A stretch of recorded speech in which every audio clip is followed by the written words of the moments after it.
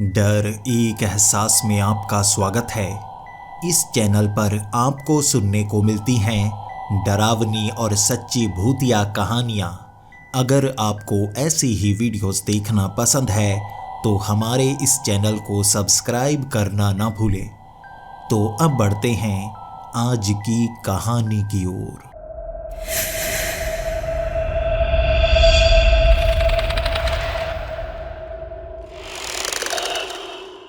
Hello दोस्तों, मेरा नाम सुजॉय है और मैं वेस्ट बंगाल का रहने वाला हूँ। यहाँ पर मैं एक छोटा सा बिजनेसमैन हूँ। अब आप पूछेंगे मैं बिजनेस क्या करता हूँ। मेरी यहाँ कपड़े की एक दुकान है और वो भी बाज़ार के बिल्कुल बीच में।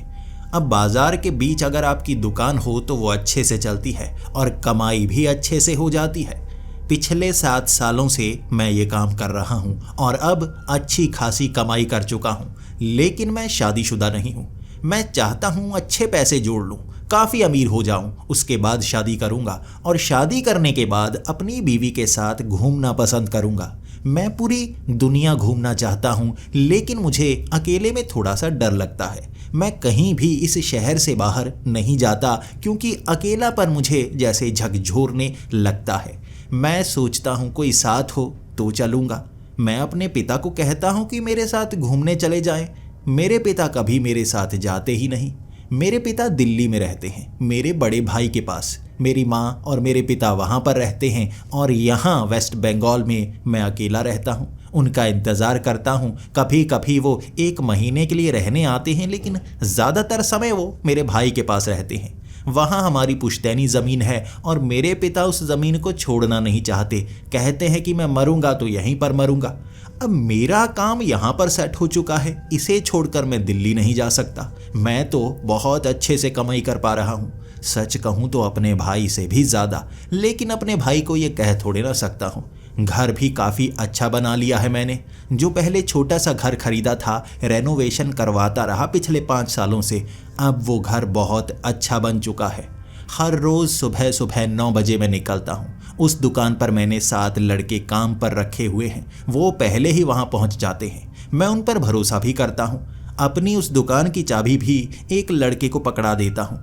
मैं 9 बजे वहाँ दुकान पर पहुँचता हूँ। उसके बाद मैं 7 बजे घर को निकल आता हूँ और ताला दुकान को मैं लगाता हूँ। इस तरह मेरी दुकान अच्छे से चलती है, मेरी ज़िंदगी भी अच्छे से चल रही है। जिस कॉलोनी में मेरा घर है ना, इसे बहुत अच्छी कॉलोनी कहा जाता है।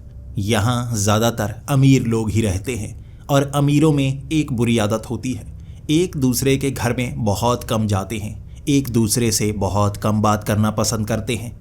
वैसे कहूँ तो हमारी इस कॉलोनी में कोई भी ऐसा घर नहीं है जो खाली पड़ा हो, सिवाय मेरे घर के सामने वाला घर।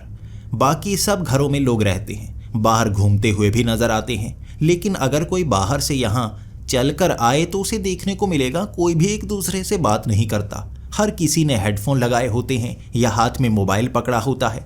यहाँ ज़्यादातर बिजनेसमैन रहते हैं, उनके पास समय ही नहीं होता बात करने का, चलते हुए फ़ोन पर लगे हुए होते हैं।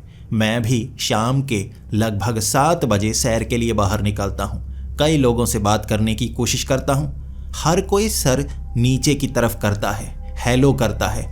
वो थोड़ा हाल चाल पूछते हैं, फिर आगे की तरफ निकल जाते हैं। यानी चलते चलते ही बात करते हैं और सामने से निकल जाते हैं। समय नहीं है किसी के पास। बस मुझे लग रहा है कि अकेलापन शायद यहाँ ज़्यादा महसूस होता है। कहीं किसी और जगह होता, कुछ दोस्त बने होते, कुछ साथी होते तो उनसे बात करने में ज़्यादा मज़ा आता। 5 साल हो चुके थे मुझे यहाँ रहते हुए, लेकिन सामने वाला घर पिछले 2 सालों से बंद था। हमारी इस कॉलोनी का सिर्फ वही घर था जो इतने समय से बंद था। जो इसका मालिक था वो ज़्यादा पैसे मांग रहा था, बेचना तो चाहता था, लेकिन कई खरीदार आते, घर को पसंद करते, लेकिन प्राइस ज़्यादा होने के कारण छोड़कर चले जाते। अंत में ये घर बिक ही गया और उसमें रहने आया एक परिवार। वो पति पत्नी थे और उनका लगभग 6 से 7 साल का बेटा। वो जब पहले दिन आए तो यहाँ इस कॉलोनी में लोगों की एक ख़ास आदत है, जो नया रहने आता है सब लोग उसे गिफ्ट देने के लिए आते हैं। छोटा मोटा कोई भी खाने पीने की चीज़ गिफ्ट रैप करके वो यहाँ देने के लिए आ जाते हैं। इस बार भी यहाँ पर भीड़ लगी हुई थी। हर कोई उनको गिफ्ट देकर जा रहा था और मैं भी सोच रहा था गिफ्ट दूं तो क्या दूं। वैसे भी हर चीज़ लोगों ने दे ही दी होगी। और वो जो परिवार था वो मना करते जा रहे थे, मुस्कुरा रहे थे, लेकिन ये कह रहे थे कि हमें अच्छा नहीं लगता इस तरह आप सब गिफ्ट ला रहे हैं, अभी शायद हम सबको कुछ दे ना पाएँ। लेकिन हमारी कॉलोनी की खासियत है, यहाँ सभी अमीर हैं, इसीलिए गिफ्ट देते हैं, रिटर्न में कुछ नहीं मांगते। अंत में मैंने सोचा एक बड़ा सा गुलदस्ता ही देकर आता हूँ। अब और चीज़ तो समझ में आ नहीं रही। मैंने बड़ा सा गुलदस्ता बाजार से खरीदा, उसे रैप किया और सामने वाले उस घर में शाम के 7 बजे जब मैं दुकान से आया तब देने जा रहा था। सुबह सुबह मैंने देखा था वहाँ काफ़ी भीड़ लगी हुई थी, वो सबसे बात कर रहे थे। लेकिन जब मैं 7 बजे उस घर की तरफ जा रहा था तब मैंने देखा बाकी सब बाहर सैर कर रहे थे। उस घर के अंदर कोई नहीं था और उनका दरवाज़ा भी लगा हुआ था।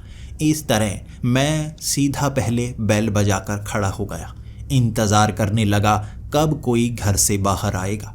मैं बेल बजाता रहा। लगभग 10 मिनट तक एक औरत उस घर से चलकर बाहर आई। मैं उन्हें पहचान गया था, ये उस आदमी की पत्नी थी, इस घर की मालकिन। चलती चलती मुस्कुराती हुई आई और मैंने पहले तो उन्हें नमस्ते कहा। उसके बाद वो मुझसे पूछने लगी आप कौन। मैंने कहा कि मैं आपके सामने वाले घर में रहता हूँ और मुझे पता लगा है ये घर आपने खरीदा है, तो आपके लिए ये छोटा सा तोहफा लेकर आया हूँ। उसने घर के अंदर बुलाया। जब मैं घर के अंदर जा रहा था वो थोड़ी घबराई हुई लग रही थी। वो मुझसे कह रही थी बाकी सब तो सुबह आ गए, हमने एक्सपेक्ट नहीं किया था कि इस समय भी कोई आएगा। तब मैंने घर के अंदर देखा जैसे वो रंगोली बना रहे थे, लेकिन सिर्फ लाल रंग की रंगोली। घर के अंदर ऐसे बहुत सारे डिज़ाइंस उन्होंने ज़मीन पर बना रखे थे। मुझे लगा शायद ये उनका बच्चा बना रहा होगा, लेकिन दीवारों पर उन्होंने अजीब अजीब सी पेंटिंग्स। घर के अंदर पुराने से पुराना सामान था, देखने में ऐसा लग ही नहीं रहा था कि ये कोई अमीर लोग हैं। हर सस्ती चीज़ रखी हुई थी घर में। ट्रंक में कपड़े रखे हुए थे, टूटी हुई चारपाई रखी हुई थी, बाकी पुरानी पुरानी चादरें रखी हुई थी वहाँ पर। ये सब देखकर मुझे ऐसा लगा कि ये सच में इस घर के मालिक हैं या किसी और ने खरीदा है और इन्हें काम पर रखा है। ये सवाल मैं उनसे कर नहीं सकता था, लेकिन मन में ये सवाल बार बार घूम ज़रूर रहा था। उसके बाद वो ड्राइंग रूम में मुझे लेकर गई। वहाँ सोफ़े काफ़ी नए थे, लेकिन उनके ऊपर जो लेदर लगी हुई थी वो कई जगह से फटी हुई थी। उन्होंने चादर बिछा रखी थी उस पर और मैं चादर के ऊपर ही बैठा, लेकिन नीचे से महसूस हुआ कि ये सोफ़े फटे हुए हैं। मैं उस पर बैठ गया और वो कहने लगी कि मैं चाय लेकर आती हूँ। मैंने मना कर दिया कि मेरे पास थोड़ा समय कम है, मैं बस आपसे कुछ बात करने ही आया था। भाई साहब यहाँ नहीं हैं। उन्होंने कहा वो छत पर थोड़ा सा काम कर रहे हैं, मैं 1 मिनट में उन्हें बुला कर लाती हूँ। मैं वहाँ बैठा रहा। वो अपने पति को बुलाकर लेकर आई, उसके बाद अपने बेटे को बुलाकर लेकर आई और वो सच में बहुत ही सभ्य लोग लग रहे थे। मेरे सामने आकर ऐसे खड़े हो गए जैसे आर्मी में हो, ज़रा भी पैर इधर उधर नहीं, बिल्कुल सबने हाथ पीछे की तरफ किए हुए थे। मेरे सामने एक चाय की प्याली रखी गई, कुछ बिस्किट रखे गए। मैं बैठा हुआ था, वो खड़े थे। मैं उन्हें बार बार कहता रहा आप बैठ सकते हैं, वो बैठे ही नहीं, खड़े खड़े बात करते रहे और मुझे भी शर्मिंदगी सी होने लगी थी। बात करने वाला जब सामने खड़ा हो, आप बैठे हो तो अजीब तो लगता ही है। फिर कुछ देर बात की और मैंने कहा अब जाने का समय आ गया है। मैं भी उठा और अपने घर की तरफ जा रहा था। तब मैंने देखा उस घर में जितने भी दरवाजे थे ना, उसके ऊपर सिंदूर से उन्होंने अजीब अजीब से डिज़ाइंस बना रखे थे। घर के अंदर वाले हर दरवाजे पर भी। मुझे पता है जब आप नया घर खरीदते हैं, पूजा पाठ करवाते हैं, घर में कुछ पत्ते लगाए जाते हैं आम के पेड़ के, इस तरह पूजा में कई चीज़ों का इस्तेमाल होता है जो घर में रखी हुई मिलती हैं। लेकिन यहाँ जो चीज़ें मैं देख पा रहा था ना, ऐसी पूजा मैंने ज़िंदगी में कभी नहीं देखी थी। वो डिज़ाइंस बहुत अजीब थे। घर में पेंटिंग जो कपड़ों से ढकी हुई थी, अभी टांगनी थी, वो इस तरह लग रही थी जैसे बहुत अजीब सी हो। अमूमन जो पेंटिंग्स होती हैं वो चौकोर आकार की होती हैं, लेकिन ये पेंटिंग्स बड़े अजीब टेढ़ी मेढ़ी सी हैं, जैसे किसी ने वैसे ही बनाई हो। एक के ऊपर से कपड़ा उतरा हुआ था। ये डरावनी सी थी, जैसे किसी भूत की पेंटिंग हो। मैं थोड़ा सा मुस्कुराया, उसे देखकर आगे की तरफ बढ़ गया। बाहर वाले दरवाजे पर भी ढेर सारे डिजाइन्स बना रखे थे। आसपास लाल रंग के नींबू थे, उनके ऊपर सिंदूर लगा हुआ थे वो नींबू ही। मुझे लगा पता नहीं कैसे कोई जादू टोना तो नहीं कर रहे। वैसे भी नए घर में आकर सबको डर लगता है, कोई भूत प्रेत का साया तो नहीं। तो वहाँ खड़ा होकर मैंने पीछे आवाज़ लगाकर उन्हें कहा, आप ये नया घर खरीद चुके हैं और आपको मैं बताना चाहता हूँ, ये घर पहले भी बहुत अच्छा था और आपने भी बहुत अच्छा सजाया है। यहाँ इस कॉलोनी में कभी भी कोई कंप्लेंट नहीं आई है कोई भूत प्रेत की या किसी को नज़र लगी हो, तो ये कॉलोनी बहुत ही अच्छी है। तब ये सुनकर वो तीनों एक साथ मुस्कुराए थे और कहने लगे थे, ये तो बहुत अच्छी बात है। हम किसी ऐसी ही जगह पर घर ढूंढ रहे थे जहाँ पर कोई भी काला साया ना हो। ये कहकर उन्होंने धड़ाम से वो दरवाज़ा बंद किया। अभी तो मैं गेट के पार पहुंचा भी नहीं था, दरवाज़ा उन्होंने ऐसे बंद किया जैसे उनका काम खत्म हो गया। बस मेहमान नवाजी करनी थी, वो उन्होंने कर दी। ये वो पहला दिन था जब मैं उनसे बात कर पाया। आगे आने वाले दिनों में कभी भी ना मैं उन्हें देख पा रहा था, ना उनसे बात कर पा रहा था। रविवार को छुट्टी हुआ करती थी। यहाँ गली में कई बच्चे क्रिकेट खेला करते थे। मैंने कभी उस परिवार के उस बच्चे को बाहर खेलते हुए नहीं देखा। वो हमेशा घर में रहते, रविवार के दिन भी बाहर नहीं निकलते और उनके दरवाजे के ऊपर हर बार कोई नया ही डिज़ाइन बनाया गया होता। कभी खिड़की के ऊपर भी डिज़ाइन बनाया गया होता। अब मुझे उन पर जैसे शक सा होने लगा था। ऐसा लगने लगा था जैसे बड़े अजीब से लोग हैं, घर से बाहर निकलते ही नहीं। अब मैं जानना चाहता था। यहाँ बाजार में जून के महीने में छुट्टियाँ होती हैं 5 दिनों के लिए। सभी दुकान वाले एक साथ बाजार में अपनी अपनी दुकानें बंद करते हैं। इसके बाद सभी एंजॉय करने के लिए कहीं ना कहीं घूमने के लिए जाते हैं। मैं इस समय का इंतज़ार करता हूँ कि मेरे पिता मान जाएंगे घूमने के लिए, लेकिन मेरे भाई को खास मीटिंग्स में जाना था। वो छुट्टी ले ही नहीं सकता था और मेरे पिता यहाँ आना नहीं चाहते थे। मेरे पूरे के पूरे 5 दिन बर्बाद हो गए। मैं कहीं घूमने नहीं जा सकता था, बस अपने घर में रह सकता था। अब इस कॉलोनी में जितने भी अमीर लोग थे, कई लोगों के बड़े बड़े बिजनेस थे, कई स्टॉक मार्केट में पैसे लगाते थे, कुछ की दुकानें थी उसी बाज़ार में। और ये छुट्टियों का सभी फ़ायदा उठाने के लिए कोई विदेश में चला जाता तो कोई गोवा में चला जाता। ये पूरी कॉलोनी इन छुट्टियों में वीरान सी हो जाती है। और यहाँ मैं घर के अंदर बैठा ये सोच रहा था मैं करूँ तो करूँ क्या। जो काम वाले होते हैं ना, जब उन्हें खाली कर दिया जाए तो उन्हें ऐसा लगता है ज़िंदगी बस रुक सी गई है।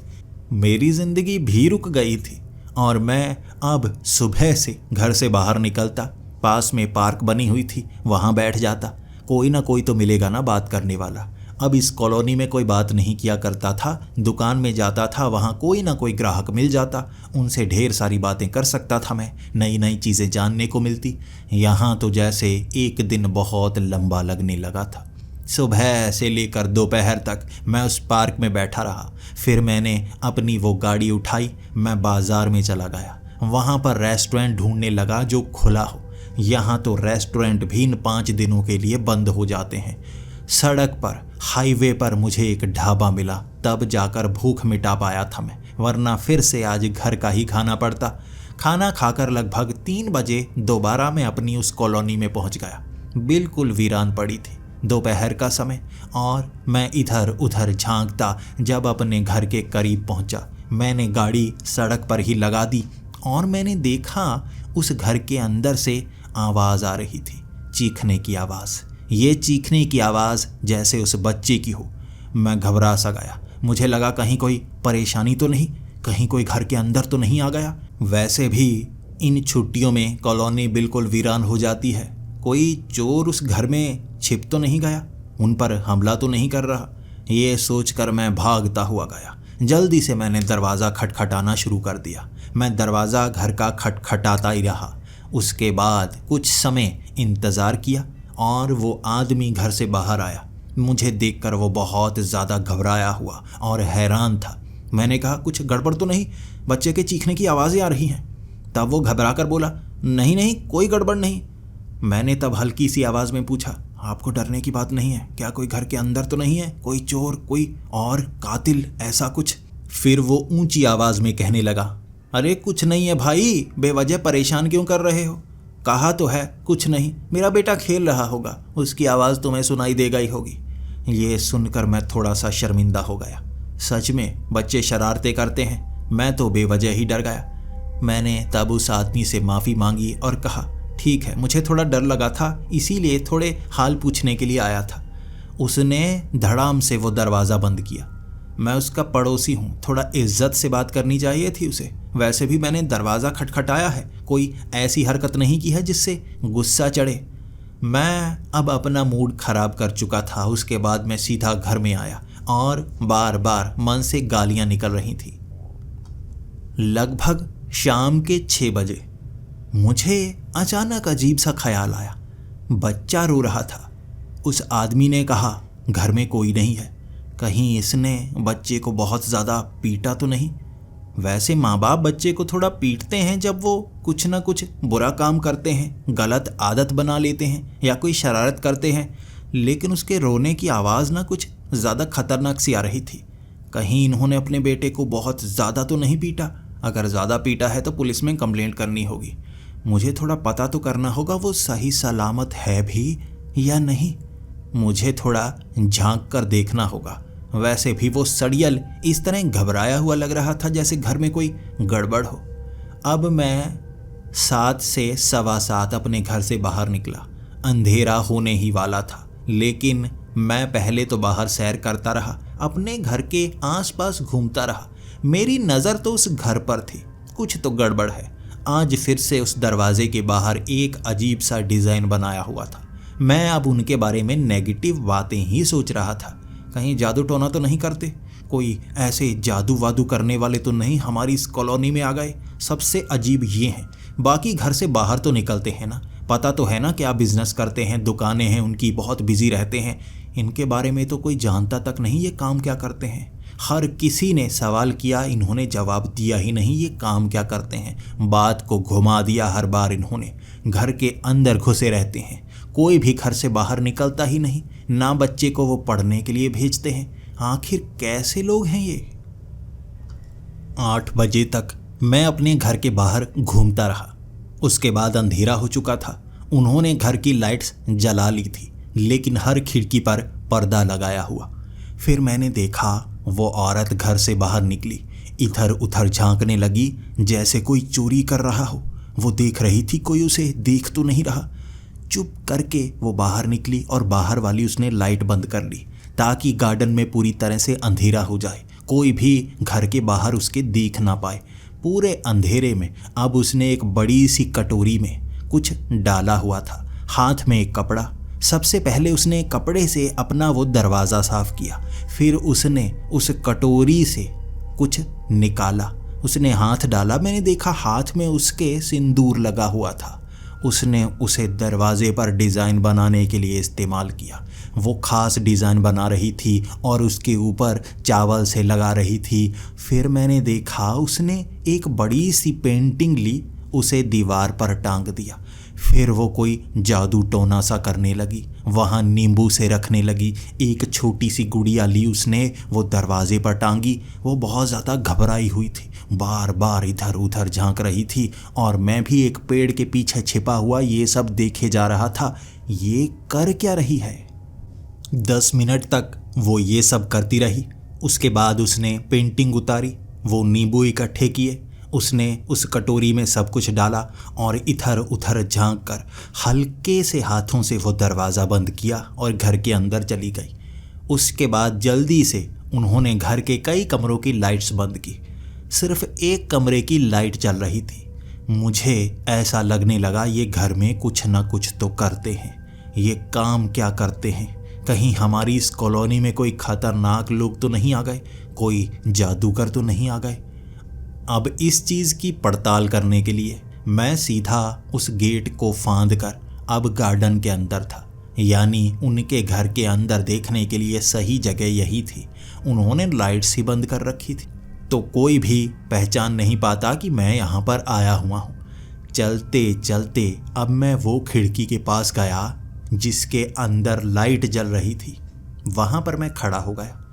मैं इंतज़ार कर रहा था कब कोई हरकत होगी, लेकिन कोई हरकत हुई ही नहीं। फिर मैंने देखा उस खिड़की पर एक पर्दा लगा हुआ था सफ़ेद रंग का। उसके पीछे से कोई भी गुजरता उसकी परछाई उस पर्दे पर पड़ती है, और उस पर्दे से मैं अंदाज़ा लगा पा रहा था अंदर कौन कौन मौजूद है। मैंने देखा वो आदमी भी उस पर्दे के पास से गुजरा, उसकी परछाई साफ साफ नज़र आई।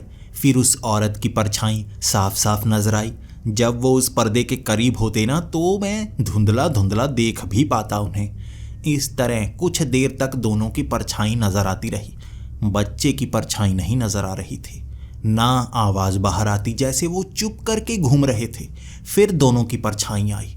दोनों की परछाई एक दूसरे के बिल्कुल सामने सामने थी। ऐसा लग रहा था दोनों खड़े होकर आपस में बात कर रहे हों। वो हाथ हिला रहे थे, लेकिन मैंने उस खिड़की पर कान लगाकर भी सुनने की कोशिश की। आवाज़ ज़रा नहीं आ रही थी। इतना धीमा कौन बात करता है, वो भी अपने घर के अंदर, जबकि ये खिड़की भी सड़क से बहुत ज़्यादा दूर है। आगे छोटा सा गार्डन बना हुआ है, वहाँ बड़ी दीवार है, गेट लगा हुआ है, कोई सुन नहीं सकता। आखिर इतना डर कर वो बात क्यों कर रहे हैं? वो ज़्यादातर इशारों में बात कर रहे थे अपने ही घर में। मुझे अब बहुत ज़्यादा शक होने लगा था। ऐसा लग रहा था ये गलत लोग हैं। फिर मैंने देखा दोनों ने हाथ नीचे की तरफ किया और नीचे से किसी को खड़ा किया।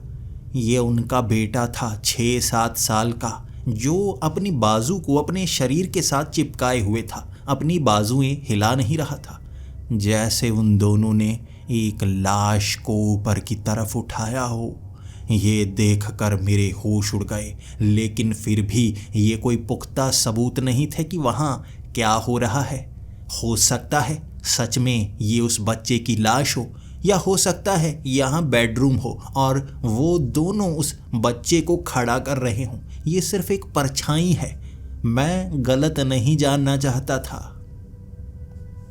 उसके बाद वो परछाइयों में साफ साफ दिख रहा था, वहाँ उस औरत ने वो हाथ में कटोरा पकड़ा था। कटोरे से कोई चीज़ थी जो वो उसके ऊपर डाल रही थी, यानी अपने बेटे के ऊपर, और उसका बेटा हिल नहीं रहा था, जैसे वहीं पर खड़ा हो, बिल्कुल हरकत नहीं कर रहा। और उसके बाद जो मैंने देखा, मैं यकीन कर ही नहीं पाया। उन्होंने चीज़ें उसके सर पर रखी। उसके बाद वो आदमी हाथ में तलवार लिए जैसे कुछ करने वाला था। परछाइयों को देख देख अंदाज़ा लगा रहा। उस आदमी ने वो तलवार घुमाई और उस लड़के का सर धड़ से अलग कर दिया। वो सर ज़मीन पर गिरा था और छींटे पड़ते हुए पर्दे पर साफ दिखे थे, काले काले छींटे। मैं वहाँ डर गया और डर कर बाहर की तरफ भागा। मैं गेट से बाहर भागा था। मैं किसी को ये जानने नहीं देना चाहता था मैंने क्या देखा है। मैं अपने घर में भागा और जल्दी से फ़ोन किया मैंने पुलिस को बताया कि मैंने देखा है उस घर में उन्होंने अपने बेटे को मार दिया है, तलवार से सर को धड़ से अलग कर दिया है, आप जल्दी यहाँ पर पहुँचिए। पुलिस 20 मिनट में वहाँ पहुँच गई। वो पुलिस वाले मुझे जानते थे। वो पीसीआर वाले थे, यानी जो राउंड लगाते रहते हैं, पेट्रोलिंग वाले। वहाँ पर वो पहुँचे, वो मेरे घर आए और मैंने उन्हें सब कुछ बता दिया कि मैं ऐसे घूम रहा था, इन पर शक था। मैंने खिड़की से देखा और पर्दे पर जो परछाइयाँ बनी वो साफ साफ ऐसी थी। उन्होंने कहा आपको हमारे साथ चलना होगा। मैंने कहा अपनी गन तैयार रखिएगा, ये कातिल है, ये हम पर हमला भी कर सकते हैं। ये कहकर मैं उनके साथ चला। हम 3 लोग थे। पहले तो हमने गेट खोला, फिर पास जाकर वो बेल बजाई, दरवाज़ा खटखटाया। 15 मिनट कोई बाहर नहीं निकल रहा और मैं उन्हें कहे जा रहा ये गड़बड़ करके आए हैं, भाग गए होंगे, अंदर लाश को छिपा रहे होंगे, तोड़ दो दरवाज़ा, तोड़ दो दरवाज़ा।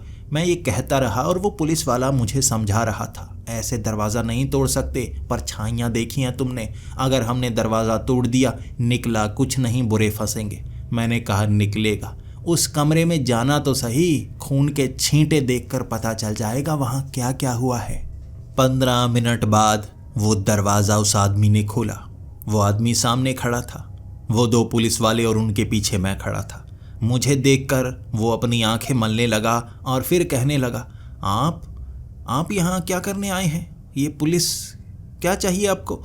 तब वो पुलिस वाले कहने लगे, हमें आपके घर की तलाशी लेनी है, हमें शक है कि यहाँ पर एक कत्ल हुआ है। ये सुनकर वो आदमी बहुत ज़्यादा डर गया और कहने लगा, कत्ल हुआ है? आपको किसने कहा कत्ल हुआ है? और कहाँ हुआ है? बाहर किसी और घर में?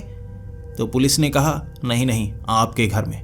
हमें आपके पड़ोसी ने बताया है कि आपने अपने बेटे को मारा है। हमें बस तलाशी लेनी है, हमें बस थोड़ा सा जानना है। वो आदमी बहुत ज़्यादा घबरा चुका था और मना करता रहा, आप ऐसे इस समय मेरे घर के अंदर नहीं आ सकते, मैं आपको आने नहीं दूंगा। और कंप्लेंट किसने की है? सबूत क्या है? आपके पास वारंट है? वो पुलिस वाले भी जिद पर अड़ गए थे कि हमें पता लगा है यहाँ पर कुछ ना कुछ गड़बड़ है, हमें अंदर आना होगा। वो मना करता रहा, लेकिन पुलिस वाले अड़ चुके थे तो उसे रास्ता देना ही पड़ा। जैसे ही हम अंदर पहुंचे, मैं कहने लगा, ये जादू टोना करते हैं, ये जादू टोना करते हैं, यहाँ देखो सब चीज़ें ऐसी ही होंगी। हम अंदर पहुंचे, वहाँ कोई भी डरावनी पेंटिंग नहीं थी, किसी दरवाजे पर कोई भी निशान नहीं बना हुआ था, बिल्कुल साधारण घर लग रहा था। वहाँ लाइट भी चल रही थी और साफ सफाई भी पूरी थी, किसी तरफ कोई नींबू नहीं पड़ा हुआ। मैंने कहा, वो कमरा, वहाँ पर अभी भी उन पर्दों के ऊपर खून के छींटे होंगे, चलिए वहाँ। तब वो आदमी मेरी तरफ घूरे जा रहा। वो ऐसे घूर रहा था जैसे मैं सब जान गया हूँ और अब उसे मुझसे खतरा हो। मैं डर रहा था और पुलिस वालों के साथ मैं बार बार कह रहा, ये मेरे पास आ रहा है, इसे कहिए थोड़ा दूर रहे। पुलिस वालों ने जब उस कमरे को खुलवाया, लाइट बंद थी। मैंने कहा, लाइट जलाइए, यहाँ सब कुछ साफ हो जाएगा, और कॉल कर ली ना बाकी पुलिस वालों को, ये भागेंगे। वो आदमी था, औरत कहाँ थी किसी को नहीं पता। उसके बाद जब लाइट जलाई गई, कमरा पूरी तरह से साफ, पर्दे पर कोई खून के छींटे नहीं थे, कुछ नहीं था। पहले तो जब मैं बाहर था, कोई काले रंग की चीज़ ही दिख जाए पर्दे पर ताकि मुझे लगे वो छींटे पड़े थे। पर्दे तो पूरी तरह से साफ, जैसे बदले जा चुके हों। ज़मीन पर भी कुछ नहीं था, ऐसी कोई चीज़ नहीं जो बिल्कुल उस लड़के जैसी लग रही हो। फिर वो आदमी कहने लगा, आपने तलाशी ले ली, आपको यकीन हो गया, क्या अब आप यहाँ से जा सकते हैं? अब वो पुलिस वाले मेरी तरफ झांक रहे। मैंने कहा, इसकी बीवी कहाँ है? इसका बेटा कहाँ है? कुछ दिन पहले मैंने आवाज़ें सुनी थी, उस बच्चे के रोने की आवाज़ें, ये बहुत पीटते हैं उसे, बुलाइए, उस बच्चे को बुलाइए। तब वो आदमी कहता जा रहा था, आपको इस पागल पर यकीन है? आपको इस पर यकीन है और मैं अपनी बीवी की नींद खराब करूं? क्या यहाँ रहना एक शहरी के लिए इतना मुश्किल हो गया है? कोई भी कह देगा यहाँ कत्ल हुआ है, आप घर के अंदर घुस जाएंगे, और मेरी बीवी और मेरा बेटा सो रहा है, मैं उन्हें परेशान नहीं करना चाहता। मैं भी जिद पर अड़ गया था, बुलाइए तो सही इसके बेटे को, जब जिंदा होगा तभी आएगा ना, वो तो मर चुका है, इन दोनों ने मिलकर उसे मार दिया है। फिर उन्होंने जिद पकड़ ली। पुलिस वाले जब तलाशी लेने के लिए आते हैं ना, पूरी तलाशी लेकर जाते हैं, तब वो कहने लगे, आपकी बीवी को बुलाइए, आपके बेटे को बुलाइए। वो मना करता रहा, लेकिन अंत में उसे बुलाना पड़ा। उसकी बीवी वहाँ पर खड़ी थी, उसने छोटी नाइटी पहन रखी थी और जल्दबाजी में उस आदमी ने अपनी बीवी को बुलाया था। वो पुलिस वाले भी थोड़े शर्मिंदे थे। उसके बाद उस आदमी की अपनी पत्नी से लड़ाई होने लगी। तुम्हें कहा तो था जल्दी से कुछ पहन कर आओ, ये छोटी नाइटी तुमने पहन रखी है, घर में लोग आए हुए हैं। फिर वो भी जिद करने लगी, रात के समय घर में कौन आया है? आपकी हिम्मत कैसे हुई मेरे घर के अंदर आने की? हम घर में जो मर्जी पहने, आप घर के अंदर इस तरह नहीं आ सकते, आपको पता होना चाहिए। वो पुलिस वाले भी बहुत ज़्यादा शर्मिंदा थे। अगर वो कंप्लेंट करते तो उन पर एक्शन आ सकता था, और वो पुलिस वाले मुझे जानते थे, बार बार आंखें निकाल कर मेरी तरफ देख रहे। मैंने कहा, आपका बेटा कहाँ है? आपके बेटे को बुलाइए। उसके बाद उस कमरे से उनका बेटा चलता हुआ बाहर आया। बाहर आकर उसने सबको नमस्ते की और मेरे होश उड़ चुके थे। वो पुलिस वाले भी हैरान और परेशान। अब मैं क्या करता? मेरे मुंह से निकल गया, किसी और लड़के को मारा होगा इन्होंने, किसी और लड़के को। इन्होंने तलवार से एक लड़के का सर धड़ से अलग कर दिया, मैंने देखा। तब वो पुलिस वाले कहने लगे, देखिए आप अब इन पर इल्ज़ाम लगा रहे हैं, अगर ये चाहें तो आपकी कंप्लेंट कर सकते हैं और आपको जेल की हवा खानी पड़ सकती है। आपको शांत रहना होगा। उसके बाद वो आदमी काफ़ी ज़्यादा गुस्सा था और पुलिस वाले अब उसकी तरफदारी करने लगे थे। देखिए, इन्हें शक हुआ था कि घर में कुछ गड़बड़ है, इसीलिए हमें यहाँ पर आना पड़ा। थोड़ी ज़बरदस्ती हमें भी करनी पड़ी, हम उसके लिए माफ़ी मांगते हैं। अगर आप चाहें तो इनके खिलाफ़ एक्शन ले सकते हैं, आप भी कंप्लेंट दे सकते हैं। तब वो आदमी की बीवी कहने लगी, नहीं नहीं, हमारे पड़ोसी हैं, हम जानते हैं पड़ोसियों पर इस तरह शक नहीं करना चाहिए, लेकिन कुछ लोगों को जैसे अक्ल होती ही नहीं। लेकिन हम इन पर कोई भी एक्शन नहीं लेना चाहते, बस आप हमारे घर से चले जाइए। आप देख सकते हैं ये वक्त सही नहीं है, इस समय सभी ऐसे ही होते हैं। अब मुझे शर्म आ रही है, आप घर से बाहर जाते हैं या नहीं, और दोबारा मत आइए। ये थोड़े से सनकी लगते हैं, अगर इन्हें दोबारा कोई परछाई दिखी किसी को मारने की तो आप हमारे घर के अंदर मत घुस जाना। इस समय मैंने कपड़े थोड़े छोटे पहने हैं, हो सकता है अगली बार इससे भी छोटे पहने हो। आपको थोड़ी शर्म आनी चाहिए किसी के घर में रात के वक्त ऐसे घुसते हुए। वो पुलिस वाले भी शर्मिंदा थे, मैं भी शर्मिंदा था। आखिर जो चीज़ मैंने देखी उसे एक्सप्लेन कैसे करूं, कैसे बताता मैं? क्या मुझे बस एक भ्रम हुआ था या ये कुछ और कर रहे थे और मैं समझा कुछ और? हम अब उस घर से बाहर आ चुके थे। वो आदमी दरवाजे पर खड़ा इंतज़ार कर रहा था कब हम गेट से बाहर जाएंगे। जैसे ही हम गेट से बाहर निकले उसने कहा, अलविदा मेरे पड़ोसी, दोबारा मुझ पर शक मत करना। मुझे इस तरह रात को परेशानी पसंद नहीं है, हमारी भी कोई प्राइवेसी है। इस तरह गेट फांद कर घर के अंदर आना अच्छा नहीं होता, कृपया आप अपने घर में रहें। मुस्कुराते हुए उसने ये कहा था। मैं जानता हूँ पुलिस वाले थे यहाँ पर, इसलिए वो ऐसे मुस्कुराया था, वरना वो धड़ाम से दरवाज़ा लगाता। इस बार प्यार से दरवाज़ा लगाया और वो पुलिस वाले अब मुझ पर गुस्सा, मुझे डांट रहे और कह रहे, आपको ऐसा नहीं करना चाहिए, आपको दीवार फांदनी ही नहीं चाहिए थी। किसी के घर के अंदर जाकर उसकी प्राइवेसी को इस तरह हर्ट करना अच्छा नहीं होता। क्या पता वो रोमांस कर रहे हों, आप कुछ गलत समझे। दोबारा आप ऐसा नहीं कर सकते, वरना हमें आपके खिलाफ कोई एक्शन लेना होगा। आप समझ तो गए ना, घर के अंदर आप नहीं जाएंगे, वो जो मर्जी करें अपने घर के अंदर, आप वहाँ नहीं जाने चाहिए। अब उन्हें जाने के लिए कहा मैंने और मैं अपने घर के अंदर आ गया। आज बार बार शर्मिंदगी सी हो रही थी। आखिर उस आदमी की बीवी वो छोटे कपड़ों में थी, उसकी तो बेइज्जती हुई होगी। वो दोबारा मुझसे बात करना नहीं चाहेगा और शायद वो मुझसे गुस्सा भी होगा। अगर उसे मौका मिलेगा तो वो मेरा नुकसान भी करेगा। इस तरह पड़ोसियों के साथ हम बुरा व्यवहार नहीं कर सकते। पूरी रात मैं सो नहीं पाया, बहुत ज़्यादा शर्मिंदा था मैं, बहुत ही ज़्यादा बुरा लग रहा था मुझे। अगली सुबह मैंने सोचा कि अब मैं उनसे थोड़ी जान पहचान बढ़ाऊंगा। जो गलती की है मैंने उसके लिए मुझे माफ़ी मांगनी होगी। सुबह सुबह मैंने घर में जो सामान गिफ्ट देने के लिए रखा हुआ था कहीं किसी और को, वो सारा सामान इकट्ठा किया, बड़ा सा बक्सा बनाया, वो गिफ्ट रैप किया और उसके बाद उस घर की तरफ मैं बढ़ चला। मैं माफ़ी मांगना चाहता था। मैंने गेट खोला और सीधा मैं पहुंच गया उस दरवाजे के पास। मैं उस दरवाजे को खटखटाने लगा। 2-3 बार ही दरवाज़ा मैंने खटखटाया था। वो औरत ने दरवाज़ा खोला और दरवाज़ा खोलते ही वो बहुत गुस्से में मुझे देख रही थी। मैं उनसे बात करने लगा, देखिए कल रात के लिए मैं माफ़ी मांगता हूँ। मुझे पता नहीं कैसा पागलपन का दौरा पड़ गया था जो आपके घर में मैं पुलिस लेकर आ गया। दोबारा ये गलती कभी नहीं होगी, कभी भी दोबारा आपको ऐसा दिन देखना नहीं पड़ेगा। मैं आपसे माफ़ी मांगता हूँ और आपके लिए ये तोहफ़ा लेकर आया हूँ। क्या मैं अंदर आ सकता हूँ? वो बड़े गुस्से में बोली, नहीं नहीं, तुम अंदर नहीं आ सकते। फिर से तुम यहाँ पर आ गए? तुम जा सकते हो, हमें कोई तोहफ़ा नहीं चाहिए। जब उस औरत ने मुझे ये कहा था ना, मेरी नज़र घर के अंदर पड़ी थी। दीवारों पर निशान बने हुए थे। वो निशान ऐसा लग रहा था जैसे खून के हों। वहाँ उंगलियों के निशान छपे हुए थे। आसपास नींबू धागे में लटके हुए थे, ऐसे टांग रखे थे उन्होंने घर के अंदर। ज़मीन पर बहुत सारे मांस के टुकड़े थे। वो मांस के टुकड़े किसके थे मैं नहीं जानता, लेकिन जल्दी से उसने वो दरवाज़ा आधा बंद कर दिया। जब उसे शक पड़ा ना कि मैं अंदर झांक रहा हूँ, उसने आधा दरवाज़ा बंद कर दिया।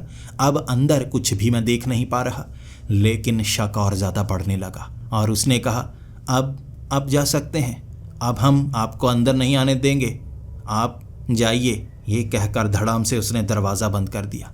मैं वो तोहफ़ा लेकर अपने घर में आ चुका था और मुझे लगा कुछ तो गड़बड़ है इन लोगों में, ये छिपाते हैं, कुछ करते हैं। ये घर के अंदर कहीं लोगों को मारती तो नहीं, कहीं ये आदमखोर तो नहीं जो इंसानों को खाते हैं और जादूगरी करते हैं।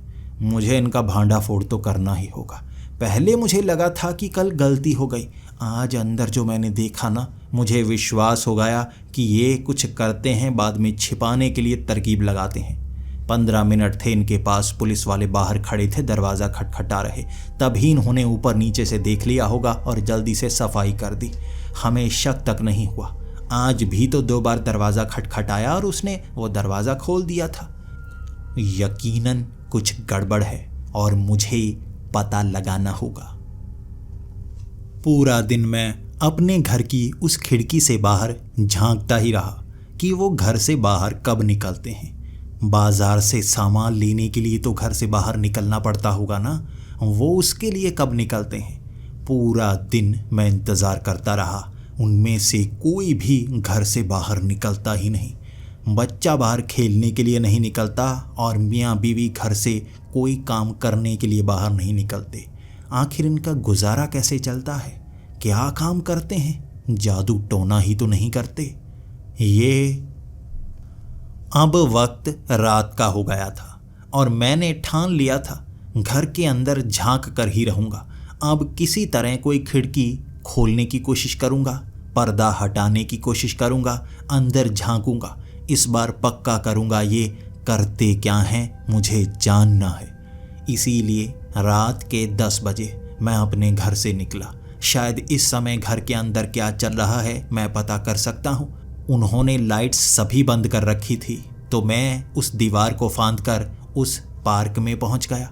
उसके बाद सीधा उस घर की एक खिड़की ढूंढने लगा जो खुली हुई हो। उसके अंत में मुझे एक खिड़की मिल गई, पीछे वाली खिड़की पूरी खुली थी, वहाँ पर पर्दा लगा हुआ था। धीरे धीरे मैंने वो पर्दा खोला। वहाँ अंदर लाइट नहीं जल रही थी, बाहर की वो स्ट्रीट लाइट से अंदर लाइट पहुँच रही थी और दिख रहा था। वो कमरा बहुत ज़्यादा गंदा था, उससे बदबू आ रही थी। बेड भी टेढ़ा मेढ़ा रखा हुआ था, सामान भी वहाँ पर बिखरा पड़ा था और ज़्यादातर नींबू थे वहाँ पर। वहाँ इंसानी बाल रखे हुए थे, वहाँ पुरानी पुरानी मूर्तियाँ सी रखी हुई थी जो चमड़े की बनी होती हैं। ढेर सारी जादू करने वाली गुड़ियाँ, वो गुड़ियाँ जिसमें सुइयाँ घुसेड़ी जाती हैं, वो वाली गुड़ियाँ पड़ी थी वहाँ पर। ऐसा जादू टोने का सामान पूरे कमरे में रखा हुआ था और मुझे लगा ये यही काम करते हैं। आखिर इस कमरे में उस दिन हम क्यों नहीं आए? शायद यहाँ कुछ ना कुछ रखा होगा इन्होंने। वैसे भी एक कमरे को देखने के बाद मैंने कह दिया कि बच्चे को बुलाओ, वो बच्चे को तो लेकर आ गए। शायद उस दिन उन्होंने काटा ही किसी और बच्चे को था। आखिर आज सबूत इकट्ठा करने का सही समय है। मैं उसके बाद दूसरी खिड़की की तरफ गया। एक ऐसी खिड़की थी जहां लाइट साफ साफ अंदर नजर आ रही थी। यकीनन इसके अंदर वो बैठे होंगे। मुझे पता लगाना होगा आखिर इस समय वो कर क्या रहे हैं। अब उस खिड़की के पीछे आवाज़ें भी आ रही थी, ठक ठक, कभी कोई चीज़ गिराने की आवाज़, कभी कुछ उठाने की आवाज़, कभी झगड़ा करने की आवाज़, लेकिन बहुत ही कम आवाज़ में।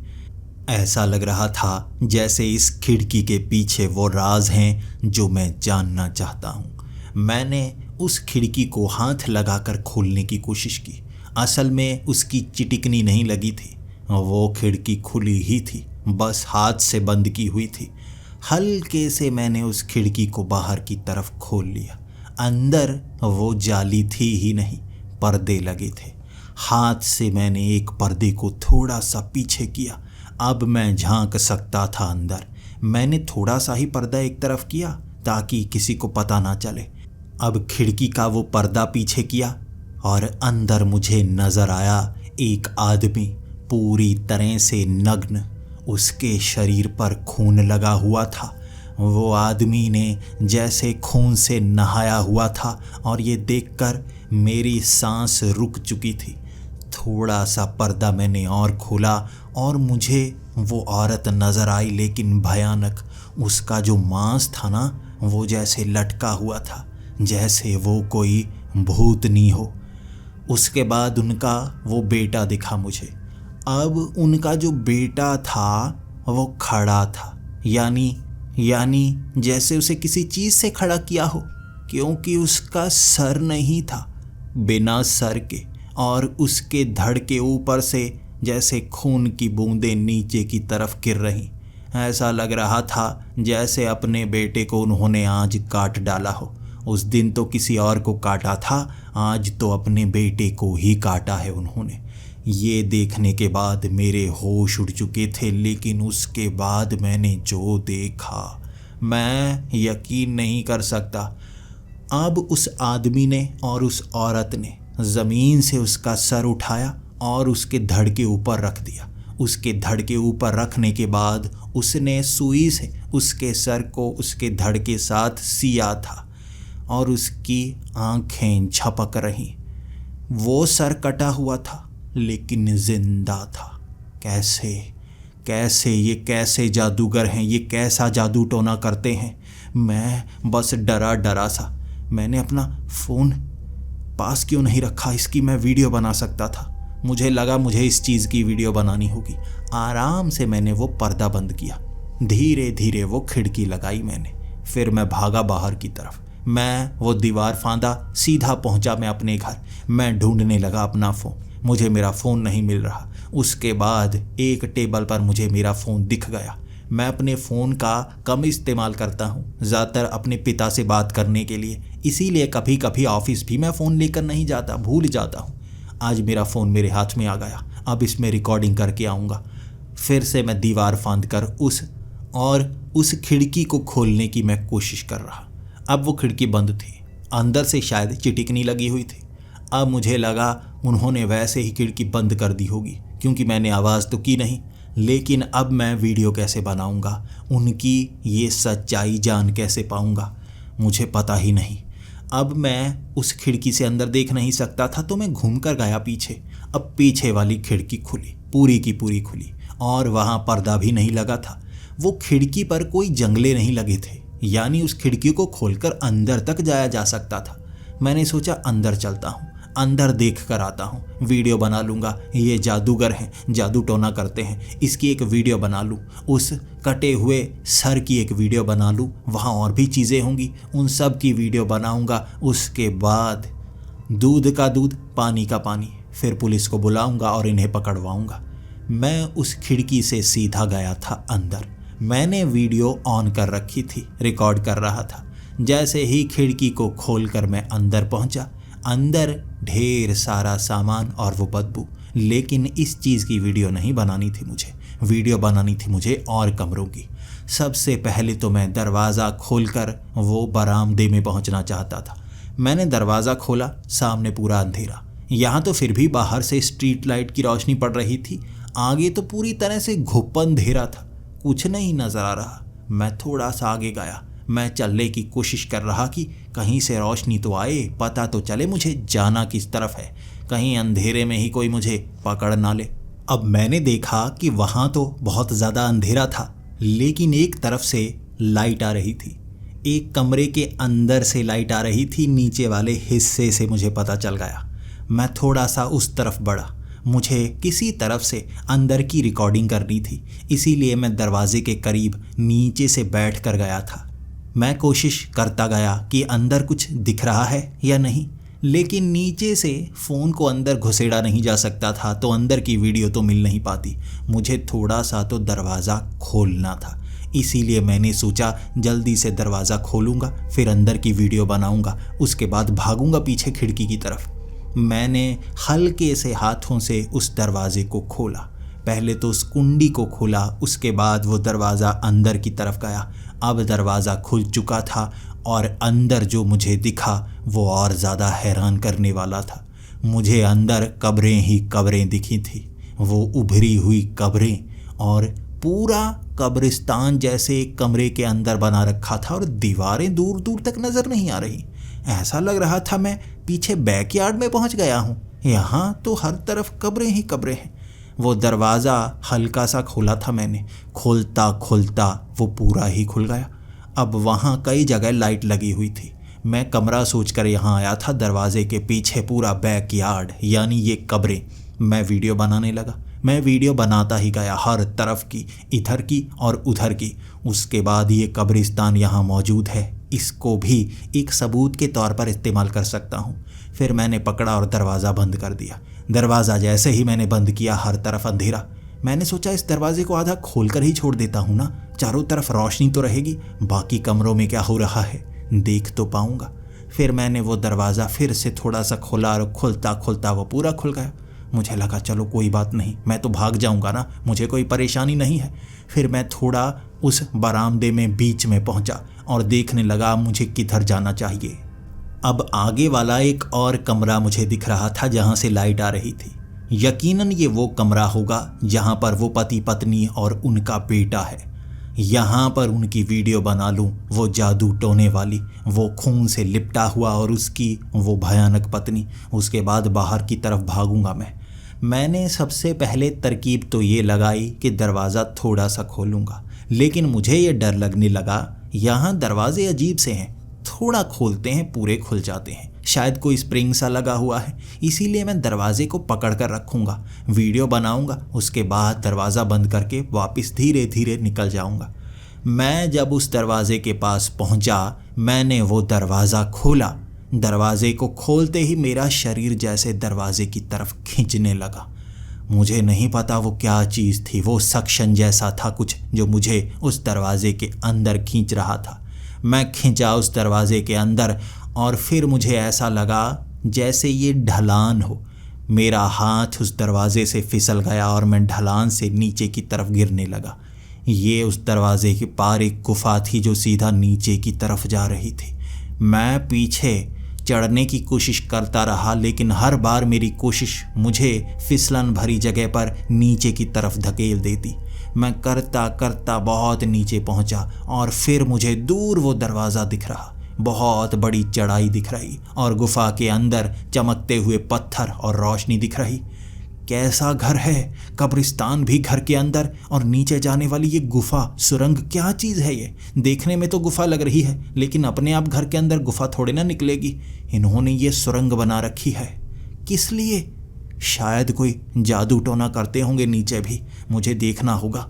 वीडियो मैंने ऑन ही रखी हुई थी ताकि यहाँ कुछ हुआ ना, हर चीज़ रिकॉर्ड करूँगा। ये चमकते पत्थर, ये सुरंग और आगे जाने का रास्ता मैं रिकॉर्ड करता रहा। मैं ऊपर चढ़ने के लिए कोई लाठी, कोई डंडा चाहता था जिसे उस मिट्टी में मैं फंसाता और ऊपर चढ़ता। उसकी तलाश के लिए मुझे यहाँ इधर उधर थोड़ा सा भटकना था। मैं थोड़ा सा आगे गया था और मुझे लगा जैसे ज़मीन थोड़ी सी हिल रही है। भूचाल तो नहीं आ गया? मैंने अपने कदम एक तरफ हटाने शुरू कर दिए, बिल्कुल दीवार के पास पहुँच गया। मैंने देखा ज़मीन के अंदर से जैसे हिलते हुए कीड़े निकल रहे थे। ये कीड़े छोटे आकार के नहीं, बड़े आकार के थे। ऐसे कीड़े मैंने ज़िंदगी में नहीं देखे, जिनके हाथ थे बड़े बड़े गोल काले कीड़े, जिनकी बाजू और हाथ थे मकड़ी की तरह, और उन हाथों से मुझे पकड़ने की कोशिश कर रहे। मेरी सांस ऊपर की ऊपर, नीचे की नीचे। मैं तो वापस उस चढ़ाई पर चढ़ना चाहता था, लेकिन चढ़ा नहीं जा रहा और एक एक करके उन कीड़ों की संख्या बढ़ रही। पहले 5, फिर 7, फिर 10। वो 10 कीड़े मुझे घेर चुके थे और उनका मुंह नहीं था, बस हाथ ही हाथ थे मकड़ी की तरह। लेकिन मुझे डर था पकड़कर शायद मुझे मार देंगे। कैसी शैतानी जगह है ये, कैसे शैतानी लोग हैं, कैसे रहते हैं यहाँ पर, ये सवाल और जवाब देने वाला कोई नहीं। मैं ऊपर चढ़ना चाहता था, लेकिन वो मिट्टी फिसलन भरी, फिसल कर फिर से नीचे। मैं उस दरवाजे तक कैसे पहुंचता? मुझे नहीं पता दरवाजे तक कैसे पहुंचना है, लेकिन इनसे बचना चाहता था। तो मैं छलांग लगाकर आगे की तरफ भागने लगा। उस सुरंग में लगे हुए वो पत्थर चमक रहे थे जो साफ साफ रास्ता दिखा रहे थे मुझे। आगे मुझे गिरे हुए वो बड़े बड़े फट्टे मिले। अब उन फट्टों के सहारे मैं ऊपर चढ़ सकता था, लेकिन वापस जाने के लिए मुझे उन कीड़ों का सामना करना पड़ता। वो फट्टों के आगे जैसे भाले लगे हुए थे ज़मीन में गड़ने के लिए। कहीं इसके इस्तेमाल से ही तो ऊपर चढ़ने का रास्ता नहीं। मैंने उसके बाद उन जानवरों को, उन कीड़ों को एक तरफ धकेलना शुरू कर दिया। क्रिकेट मैंने भी खेला है, बहुत ज़बरदस्त शॉट्स मारता हूँ और उन पत्थरों जैसे कीड़ों को मैंने इतना पीटा कि वो एक तरफ जाने लगे, गेंद की तरह लुढ़कते। जब मैं एक फट्टा एक कीड़े पर मार चुका था, वो गेंद की तरह बन गया। उसने अपनी बाजुएं अपने शरीर के अंदर घुसेड़ ली, वो गोल गोल पत्थर जैसा था। फिर मैंने मारा और वो लुढ़कता लुढ़कता आगे चला गया। ढलान वहाँ पर भी थी, लेकिन ज़्यादा तीखी नहीं। सभी को मार मार मैंने नीचे की तरफ लुढ़का दिया। अब उन भालों को ज़मीन में गड़ा गड़ा कर मैं ऊपर चढ़ने लगा। चढ़ने में मुश्किल हो रही थी, लेकिन अब मैं ऊपर चढ़ पा रहा था। भालों को घुसेड़ घुसेड़ कर मैं दरवाजे तक पहुंचा और जैसे ही दरवाजे को पकड़ा, जैसे मेरा शरीर नीचे की तरफ खींचना शुरू हो गया। इस जगह में एक खिंचाव था, एक शक्ति थी जो आपको नीचे पहुंचाना चाहती थी, लेकिन मैंने उस फट्टे को फंसाया ही कुछ ऐसा कि मैं उस पर पैर रख सकता था। अपने जांघ की पूरी शक्ति लगाकर मैं उस दरवाजे के पार और जल्दी से दरवाजे को बंद कर दिया। सांस में सांस आई मेरे कि अब मैं घर के अंदर हूँ। ये चीज़ मैंने रिकॉर्ड कर ली है, अब मुझे बाहर चले जाना चाहिए। कहीं गलती से मैं किसी ऐसे दरवाजे को खोल बैठा जहाँ इन्होंने कोई शैतानों को कैद किया हुआ, मैं तो मारा गया ना, मैं तो बुरी तरह फंसूंगा। इसीलिए अब मैं उस खिड़की को ढूंढ रहा, पूरी तरह से अंधेरा। एक ही तरफ दरवाज़ा खुला था जहाँ थोड़ी थोड़ी रोशनी। मुझे लगा ये वही जगह है। जल्दी से खिड़की पार करके अपने घर की तरफ भागता हूँ। किसी और दिन देखूँगा, कोई पक्का सबूत किसी और दिन ढूंढूंगा। जब मैं उस कमरे में पहुँचा, वो पति पत्नी सामने खड़े थे और बच्चा ज़मीन पर लेटा हुआ। वो मेरी तरफ घूर रहे और गुर्रा रहे। उस आदमी के शरीर पर अब भी खून लगा हुआ था और वो औरत एक चुड़ैल से भी ज़्यादा भयानक थी। वो सर कटा बच्चा ज़मीन पर और उसका सर पलकें झपका रहा, जो धड़ से अलग था फिर भी जिंदा था। मेरी एकदम से चीख निकल गई।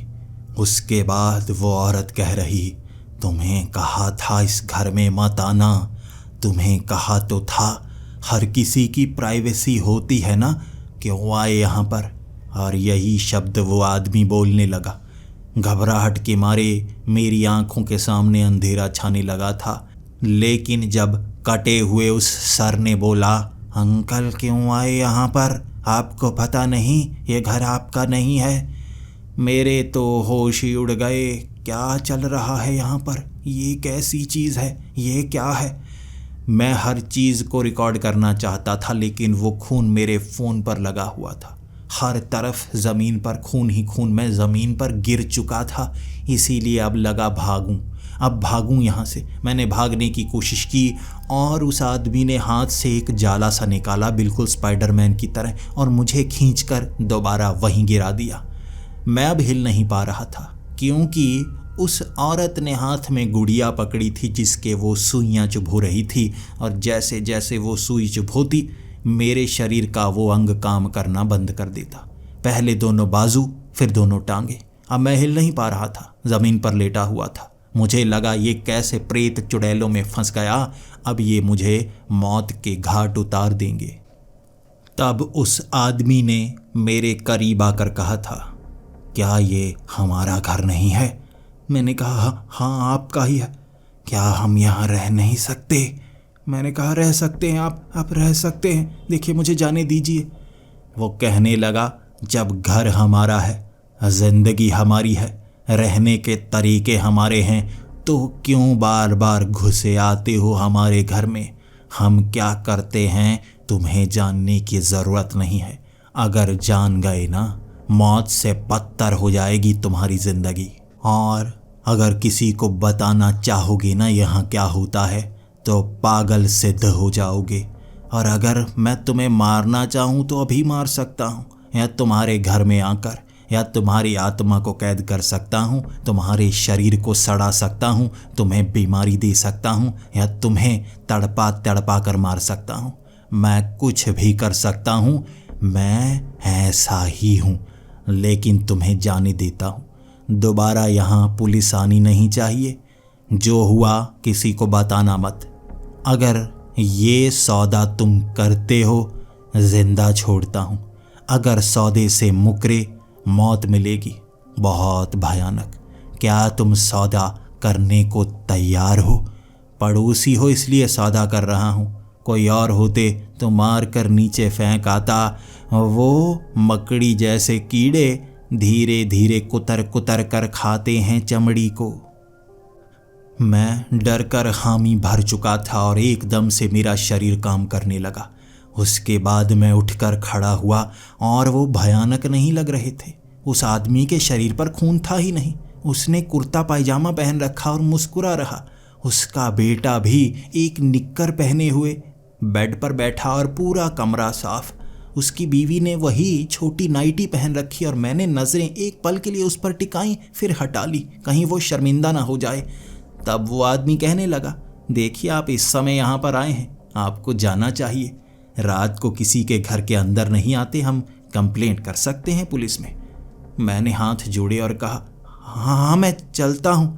तभी उस बच्चे ने कहा, अंकल वो फ़ोन, आपके फ़ोन में हमारे घर की कोई रिकॉर्डिंग है, बस वो चाहिए हमें। मैंने अपना फ़ोन कांपते कांपते उस बच्चे के हाथ में पकड़ाया और मैं भागने लगा बाहर की तरफ। दरवाज़ा खुला ही था। जैसे ही मैंने दरवाज़ा खोला, मैं बाहर नहीं था, मैं किसी अंधेरी सी जगह पर था। वहाँ सड़क नहीं थी, काले रंग की मिट्टी जिस पर मैं भाग रहा और पीछे दिख रहा वो दरवाज़ा। जैसे मैं किसी और जगह पहुंच गया। दूर दूर तक कुछ नहीं, बस काली मिट्टी ही थी। और ये देखकर मुझे लगा उन्होंने मुझे छोड़ा नहीं है, मुझे कहीं और भेज दिया। वो दरवाज़ा काफ़ी दूर था, पीछे मैं भाग कर आया उस दरवाजे के अंदर। अब घर के अंदर था और वो औरत सामने खड़ी। इस दरवाजे को ऐसे खोला नहीं जा सकता, इस पर कुछ लिखा हुआ है, वो मिटाना पड़ेगा और मुझे कुछ और लिखना होगा। वो एक कटोरी लेकर आई जिसमें सिंदूर और नींबू पड़े हुए थे। उसने कपड़े से साफ़ किया जो दरवाजे के अंदर लिखा था। साफ़ करने के बाद सिंदूर से कोई अजीब से डिज़ाइन बनाए, फिर खुद दरवाज़ा खोलकर कहा, अब तुम जा सकते हो और दोबारा खिड़की से मत आना। अगर मिलना चाहते हो तो दरवाजे से आना। उसने वही दरवाज़ा खोला था जिस दरवाजे को खोलकर मैं बाहर भटका था। अब दरवाज़ा खुला, बाहर वो गार्डन, वो सड़क और सामने वाला मेरा घर साफ साफ दिख रहा। मुझे पता ही नहीं यहाँ क्या हो रहा है, लेकिन मैं भागा अपने घर की तरफ। उस रात मैं बहुत ज़्यादा बीमार हो गया था और दवाई असर नहीं कर रही। अगले 4 दिन बहुत बीमार, मैं दवाई लेता ही रहा। मेरी दुकान कई दिनों तक बंद ही रही थी। बाज़ार खुल चुका था, मेरी दुकान बंद। कई लोग मुझसे पूछ रहे थे क्या हुआ, मैं बताने की हालत में नहीं था। सौदा तो सौदा है ना, जिंदा छोड़ा था उन्होंने, बदले में मैं किसी को कुछ नहीं बताता। यही हमारा सौदा था। वो आज भी मेरे घर के सामने रहते हैं, मुस्कुराते हैं। बहुत कम घर के बाहर नज़र आते हैं। कहाँ जाते हैं, कहाँ से आते हैं, कुछ नहीं पता। लेकिन उस घर में उन्होंने कोई शैतानी शक्तियाँ जोड़ रखी हैं। वो दरवाजे खुलते तो हैं कहीं और के लिए। वो आदमी कई बार बाहर मुझे मिलता है और कहता है, आपको डिनर पर आना चाहिए, आपके लिए बहुत अच्छा डिनर बनाएंगे, क्या आप हमारे घर आना चाहेंगे? मैं हर बार कानों को हाथ लगा कर कह देता हूँ, मुझे माफ़ कर दो, मैं गलती से उस दिन आ गया था, मैं दोबारा कभी नहीं आना चाहूँगा, कभी नहीं आना चाहूँगा। मैं आज भी उस घर में रहता हूँ, मेरे पड़ोसी आज भी वही हैं, लेकिन मैं आज तक जान नहीं पाया वो हैं क्या, वो घर में क्या करते हैं, दरवाज़ों पर सिंदूर से लिखते क्यों रहते हैं और अंधेरा करने के बाद बाहर खड्डा क्यों खोदते हैं, घर के अंदर कब्रिस्तान कैसे बनाया है, वो सुरंगें कहाँ जाती है। ढेर सारे सवाल आज तक मुझे जवाब नहीं मिला। आज तक मैं तो अपने काम से काम रखे हुए हूँ, फिर भी मन करता है सवालों के जवाब जानने के लिए। आप बताइए, आप मेरी जगह होते क्या उस घर में जाते और क्या उस आदमी का इनविटेशन स्वीकार करते डिनर का, जबकि आपको पता है वो भयानक से शैतान है जो बार बार खुद को और अपने बेटे को काटते भी हैं। आप वहाँ जाने की हिम्मत करेंगे या नहीं? मुझे कमेंट्स में ज़रूर बताना। आपके जवाब बहुत ज़रूरी हैं। हो सकता है वो आपके जवाब सुनकर आपके पड़ोस में रहने आ जाएं और आपको मौका मिले इस कहानी को जीने का।